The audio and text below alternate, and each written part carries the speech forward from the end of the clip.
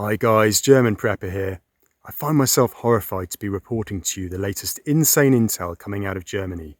Herbert Reul, North Rhine-Westphalia's supposedly right-of-centre CDU Interior Minister, has brazenly labelled a large part of the population, likely myself and all of you watching, as enemies of the state. It does not matter if you're in Europe, America or elsewhere. This is clearly going to be the way of it from now on. The narrative is set. Listen to Reul's words regarding concerns over the energy crisis, public dissatisfaction and potential protests. It's no longer about protesters. It's almost about something like new enemies of the state that are establishing themselves. Guys, this is the most disgusting comment by a Western politician I've ever heard in modern times. It sure beats Hillary Clinton's deplorables comment against then presidential candidate Trump's supporters. Anyway, let me bite my tongue and get back to Reul. I'm worried that if things get really tangible, energy crisis, prices, cold living rooms, fuel is getting more and more expensive, that the ground for such narratives, for such conspiracy theories, will increase. Well, doesn't that just tie in nicely to yesterday's PSYOPs video? If you haven't already, check it out after this.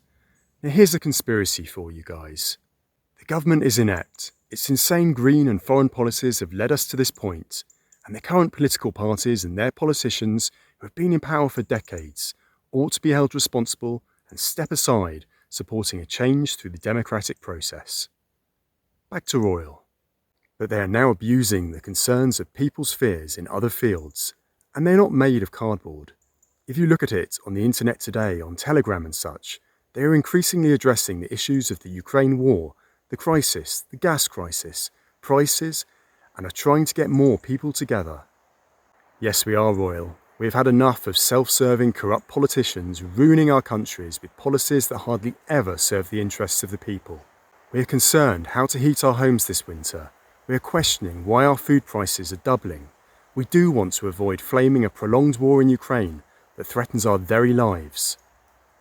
Reul continues, we can only be careful, watch out, look online, keep our eyes and ears open, notice what's happening.